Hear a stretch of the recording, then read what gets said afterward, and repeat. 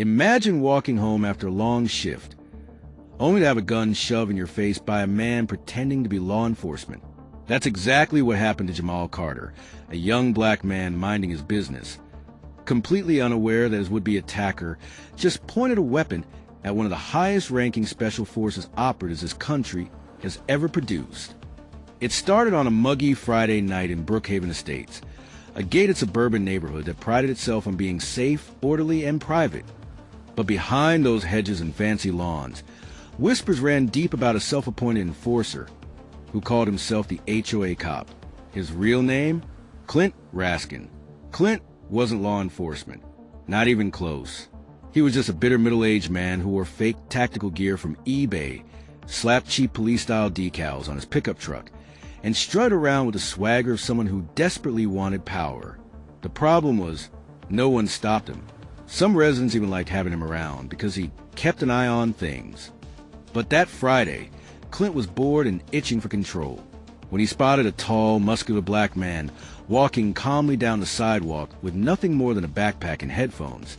His paranoia kicked in. Jamal Carter.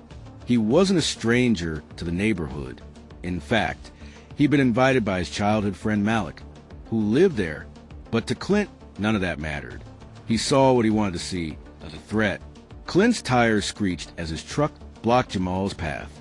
He jumped out, flashlight in one hand, a pistol in the other. "Hey!" Hands where I can see them. "What are you doing in this neighborhood?" Clint barked, voice cracking with fake authority. Jamal pulled his headphones down slowly, eyes narrowing. He wasn't startled, not the way Clint expected him to be. In fact, Jamal's calmness seemed to unnerve the wannabe cop even more. "Excuse me?" Jamal said, voice low, steady. "I asked you what the hell you're doing here. We don't want trouble.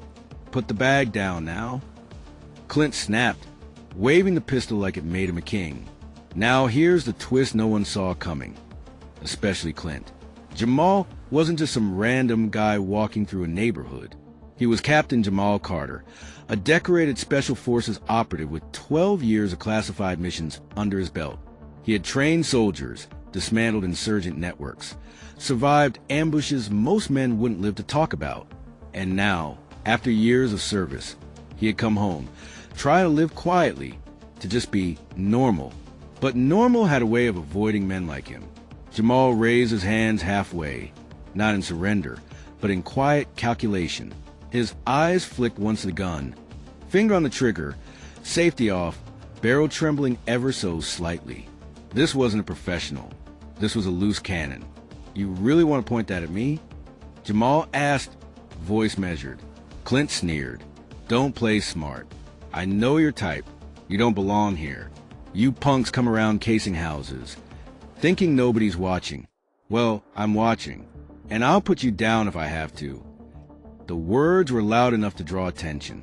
Curtains shifted. Porch lights clicked on. A few neighbors peeked out, murmuring, their faces pale with a mix of curiosity and unease.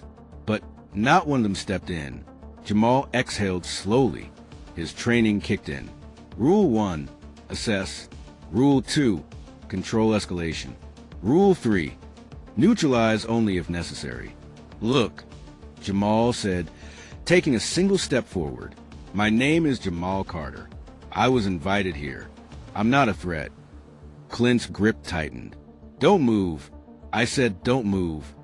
And that's when the first shocking inconsistency hit. Because just as Clint screamed those words, Malik, Jamal's friend, came sprinting out of his house across the street. "Yo, what the hell are you doing?" "That's my boy. Put the gun down." The neighbors gasped. Some even whispered Jamal's name, recognizing him from a local news story years back when he'd been honored for military service. They knew. They remembered. But Clint... Oh no. Clint didn't listen. His ego was too far gone. "Stay back." Clint shouted at Malik. "This man's lying. He's dangerous. Dangerous." The words stung in the air like venom, and Jamal's eyes darkened, not with fear, with the kind of cold calculation only a soldier could muster when backed into a corner. The silence stretched, then shattered in an instant. Jamal moved. In less than a second, he pivoted, twisted Clint's wrist, and sent the gun skittering across the pavement. A lightning-fast takedown, clean, efficient, precise. Clint was face down on the concrete, wheezing, Jamal's knee pressed into his back just enough to remind him what real control looked like. The neighbors froze. This wasn't some scuffle. This was surgical, professional, the kind of move that told everyone watching Jamal was trained for war. But before anyone could process, blue and red lights flashed. Sirens wailed. Police cruisers rolled up the street, tires crunching gravel. And here came the next inconsistency. The cops didn't even glance at Clint, sprawled out with his fake badge, his wannabe vest, his gun in the gutter. No, every single one of their eyes locked on Jamal. Hands up, step away from him. An officer barked, weapon drawn. Jamal froze, his jaw clenched. He had disarmed the real threat. Yet somehow, in the eyes of the law, he was the problem. Malik shouted from the sidewalk. "He's the victim." That man pulled the gun first. Ask anybody here. But the officers didn't lower their aim. And that was when Jamal realized something wasn't right. These weren't random cops responding to a call. No, this felt too coordinated, too fast, too staged. Because one of the officers glanced at Clint, not in surprise, not in confusion, but in recognition. A quick nod, like they knew each other. And Jamal's instinct screamed. Something much bigger was at play. The HOA cop wasn't just a wannabe with a gun. He was connected. And if Jamal wasn't careful, he wasn't going to walk away from this night alive. The flashing red and blue strobes painted Jamal's skin like a target. His muscles stayed coiled, calculating. 3 officers out front, another stepping out of cruiser, and 2 more hanging back. That was a 6-man formation, not a routine neighborhood call. Malik's voice cracked in the background. He's the victim. Clint's the one with the gun. Ask the neighbors. But none of the neighbors moved. Curtains twitched. Porch lights flicked off. Silence. It was as if fear or loyalty sealed their lips. Hands on your head. Now! The lead officer barked, weapon raised. Jamal's jaw tightened. Every instinct screamed that if he moved wrong, they'd pull the trigger without hesitation. "Officer," Jamal said slowly, voice calm but carrying steel underneath. "This man pointed a weapon at me.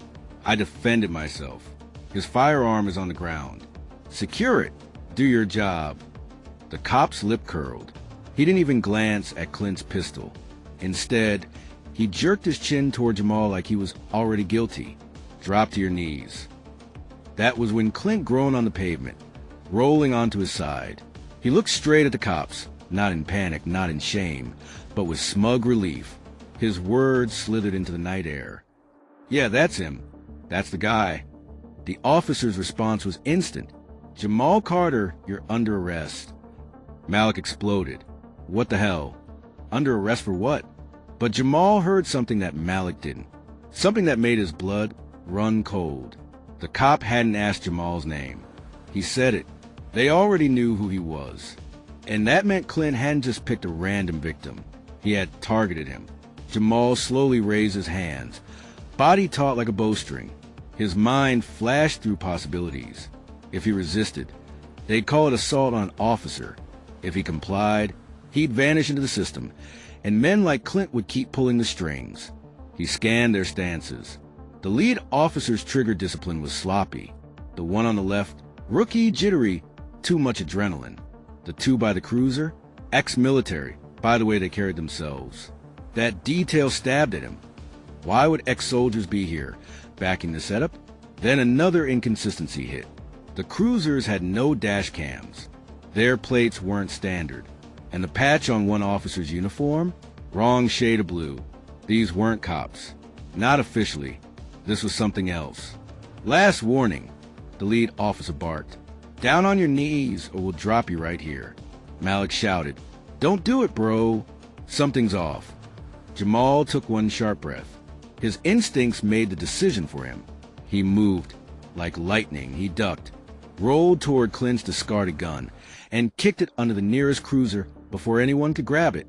At the same time, he snapped upward, knocking the rookie's pistol sideways with a brutal wrist strike. A shot cracked into the pavement, sparks flying. Chaos erupted. Gunfire. Gunfire. The fake cops yelled, creating a frenzy of confusion. But Jamal wasn't done. He swept the rookie's legs out, sending him crashing onto the asphalt, then pivoted to shield Malik behind him. "You want me?" Jamal growled, eyes burning. "Come and try." The lead officer's face twisted with rage. "Take him down." Two of the fake cops lunged. Jamal moved like a ghost, using their momentum against him, flipping one over his shoulder into the other. He hit hard, efficient strikes, military precision. Within seconds, 3 men were groaning on the pavement, but the other 3 drew tasers. Electric arcs sizzled in the night air. Jamal's muscles tightened, his body coiled. He could fight, but even special forces couldn't outrun electricity forever. That was when a voice cut through the chaos. "Enough!" Everyone froze. From the shadows at the end of the street, a black SUV rolled slowly forward, its headlights slicing across the scene. The doors opened, and out stepped a man in a tailored gray suit, bald head glinting under the street lamps, eyes sharp as knives. The fake cops instantly straightened, weapons lowering. Even Clint shut his mouth. The man in the suit strolled closer, each step deliberate, measured. He looked at Jamal the way a chess master studies an opponent, calm, calculating, already 3 moves ahead. "Captain Carter," the man said, voice smooth, cultured. "We finally meet." Jamal's chest tightened. Whoever this was, he wasn't just another thug. He knew Jamal's past, his rank. "Who the hell are you?" Jamal demanded. The man smiled faintly. "Someone who's been waiting a very long time to bring you home." Confusion flickered across Jamal's face. But before he could reply, 2 taser prongs fired. Electricity ripped through his body. He convulsed, every muscle seizing, his knees slamming against the pavement. "Jamal!" Malik screamed, rushing forward, only to be shoved back by one of the fake cops. The man in the suit crouched beside Jamal's twitching body, lowering his voice so only he could hear. "You thought you left the battlefield behind," he whispered, "but the war never left you. And now, Captain, you're coming with us." The world blurred around Jamal as darkness clawed at his vision. His last thought before unconsciousness: this wasn't random. They came for me. The world came back in fragments. Buzzing lights, the hum of an engine, the metallic taste of blood in his mouth. Jamal's wrists were zip-tied, his ankles bound. He sat in the back of the black SUV, the tinted windows sealing him in like a coffin. Across from him, 2 men in dark tactical gear sat stone-faced, rifles slung across their chests. And next to him, watching calmly as though this were a business meeting, was the man in the gray suit. "Good evening, Captain Carter," the man said smoothly. "I trust the ride isn't too uncomfortable." Jamal's vision cleared. His jaw tightened. "Cut the act. Who are you?" The man smiled faintly, folding his hands. "You can call me Mr. Alden. That's all you need for now." Jamal leaned forward, straining against the restraints. "What do you want with me?" Mr. Alden tilted his head, as if studying a puzzle piece. "You've been living quietly, teaching hand-to-hand combat at a gym, keeping your head down, pretending to be ordinary." His eyes glinted. "But you're not ordinary. You're one of the most effective operatives this country ever produced. And men like you don't just retire." Jamal's stomach twisted. He'd heard this rhetoric before, from men who treated soldiers like chess pieces, not human beings. "You've been watching me," Jamal said flatly. "Of course," Alden replied. "We've been watching for years, waiting. And when the time came, we gave Clint a little encouragement. He was the spark. You, Captain, are the fire." Jamal's eyes narrowed. "Clint? That coward's nothing but a wannabe." Alden chuckled softly. "Exactly," which made him the perfect pawn. The SUV turned sharply, heading off the highway. Through the tinted glass, Jamal glimpsed shadows of pine trees, a gravel road, then a tall chain-link gate topped with barbed wire. Security cameras tracked them as they passed. Whatever this place was, it wasn't official. Jamal's instinct screamed. He'd been dragged into something off the books, something dangerous. The vehicle stopped inside a compound surrounded by warehouses and floodlights. Jamal was yanked out, boots scraping against the gravel. The night air was sharp, the silence broken only by the distant hum of generators. He was marched into a steel building, shoved into a chair beneath a single hanging bulb. The restraints dug into his skin. Mr. Alden circled him like a predator. "Do you know why you're here?" "Because you're making a mistake." Jamal snapped. Alden smirked. "On the contrary, we're making history." He leaned close. "There's a new order coming, Captain. One that doesn't answer to weak politicians or soft generals. We need men who can lead. Men with experience. Men like you." Jamal's gut clenched. He'd heard whispers of groups like this. Private militias recruiting veterans, talking about overthrowing, about cleansing, about control. "You're talking about treason," Jamal said coldly. Alden's smile widened. "Treason or salvation? Depends on perspective." He snapped his fingers. One of the guards dropped a thick file on the table. Alden flipped it open, pages sliding like a knife through Jamal's nerves. Inside were photos. Him at the gym, him buying groceries, him sitting on a park bench, him at Malik's house. Every detail of his life documented. Jamal's chest tightened, but he forced his voice to stay steady. "You've been stalking me." "Studying," Alden corrected. "Preparing. You survived things most men can't imagine. That makes you valuable." He closed the file and locked eyes with Jamal. "Join us, or be erased." Jamal's pulse pounded. He'd faced warlords, insurgents, mercenaries. But this was different. These men weren't on foreign soil.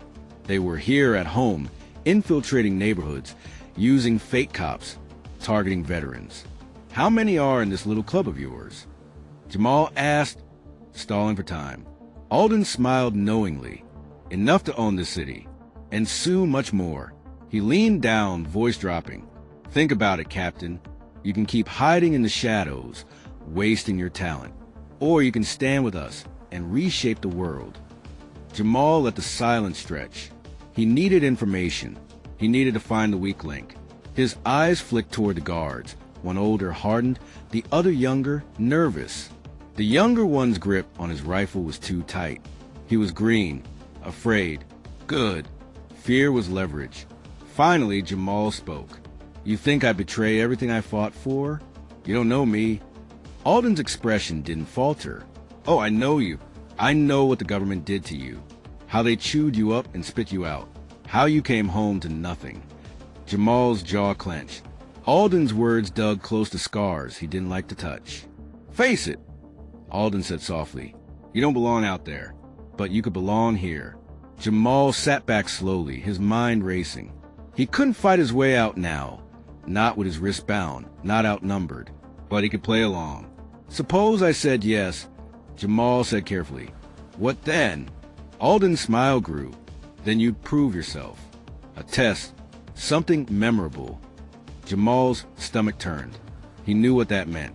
A job, a crime, something that would tie his hands forever. But before he could respond, a door slammed open. A woman strode in, sharp features, eyes like ice. She carried a folder marked classified. "Sir," she said to Alden, "we have a problem." Alden frowned. "Speak." The woman tossed the folder onto the table. It slid open, revealing grainy surveillance photos. Jamal's blood ran cold when he saw them. It was Malik, talking to someone in a diner, meeting with another man in a parking lot, passing a flash drive. Jamal's voice was a low growl. "What is this?" The woman smirked. "Your friend. He's been feeding information to federal investigators. He's not who you think he is." Alden's eyes gleamed. "See, Captain, even the people you trust aren't loyal. But we are. We can give you something real." Jamal's chest tightened. Was this true or another manipulation? Alden leaned close, his voice dripping with menace. "Tomorrow night, you'll prove yourself, or your friend dies." Jamal stared at him, fury boiling beneath the surface. And then he smiled, a dangerous, controlled smile that made Alden pause. Because Jamal had already begun planning. He would escape. He would uncover the truth. And when he did, every single one of them would regret ever pointing a gun at him. The compound never slept. Guards rotated in precise patterns. Drones buzzed overhead. Floodlights swept across the gravel. To the untrained eye, it looked airtight. To Jamal, it looked like a puzzle begging to be solved. They'd underestimated him. Even zip-tied, blindfolded, shoved into a cell, Jamal's mind mapped every sound, every vibration, every opening. The young guard who dropped his magazine twice. The humming generator on the east wall that cycled down every 12 minutes. The door hinges squeaking from poor maintenance. Jamal listened, calculated, and waited. At 2:14, the opportunity came. The nervous guard, the rookie, brought him water. The second the cup touched Jamal's lips, he struck. A quick head, but brutal and efficient. The guard crumpled without a sound. Jamal caught him, twisted his wrists, and within seconds the zip ties were cut. He stripped the guard's vest and earpiece, slung the rifle, and slipped into the shadows. The hunt had begun. Moving through the compound, Jamal's heart pounded with surgical focus. He ducked behind stacked crates, slid under cameras, and shadowed patrols without being seen. Every step brought him closer to answers. He reached the control room, slipped inside, and scanned the monitors. His stomach clenched. There were dozens of militia members, not just here, but in other compounds, training in formation, stockpiling weapons, studying maps of major cities. And then he froze. One monitor showed a grainy live feed of Malik, tied to a chair, beaten, blood dripping from his temple, surrounded by armed men. Jamal's pulse thundered. They weren't bluffing. Malik's life was on the line. He tapped the keyboard, pulling up more files. His blood ran cold as he read them. Operation Patriot Dawn. Coordinated attacks. Blackouts. Explosions. The militia wasn't just training. They were preparing to launch a nationwide assault within weeks. And Alden wanted Jamal to lead one of the strike teams. Footsteps echoed outside. Jamal ducked into the shadows as Alden himself strode into the control room, flanked by two guards. He spoke into a phone, voice sharp, urgent. Yes, he'll comply. He has no choice. By tomorrow, Carter will be leading men under our flag. If he resists, we'll end his friend and bury him in the desert. Jamal's fists clenched. Every word fueled his resolve. When Alden left, Jamal exhaled slowly. The time for patience was over. He had to get Malik out. He memorized the layout, slipped back into the hall, and moved like a ghost through the compound. He reached the building where Malik was held. Two guards at the door. Jamal slid behind them, snapped one neck clean, silenced the other with a chokehold. Bodies dropped. No sound. Inside, Malik looked up, eyes wide with shock. Bro, you're alive.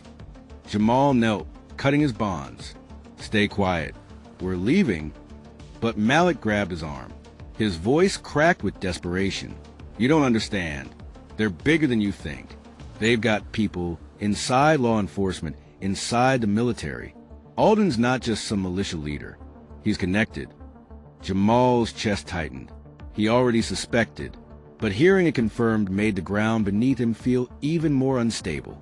Then we burn it all down, Jamal said. They slipped into the night, hugging shadows. Jamal timed the generator's power cycle, cutting through the fence in a 20-second blackout. Just as they crawled through, a spotlight snapped on. Hey, they're escaping. Gunfire erupted. Bullets tore through the air. Jamal dragged Mal behind cover, returning fire with sharp, precise bursts. Guards scattered, shouting, Go! Jamal barked, pushing Malik toward the tree line. They sprinted into the woods, branches snapping, bullets hissing past. The compound alarms wailed like banshees. For 20 brutal minutes, they ran until the forest swallowed them whole. Finally, they collapsed by a creek, lungs heaving, sweat pouring. Malik gripped Jamal's shoulder. They'll never stop, man. They want you for something. You're part of their plan. Jamal stared into the darkness, chest heaving. Then we take the fight to them. The next morning, they reached a diner off a lonely highway. Malik used a payphone to call a contact, someone he trusted in the federal task force investigating Alden's group. But when the line connected, Malik froze. His face went pale. "What is it?" Jamal demanded. Malik's hand shook. He covered the receiver. "They said they can't help us.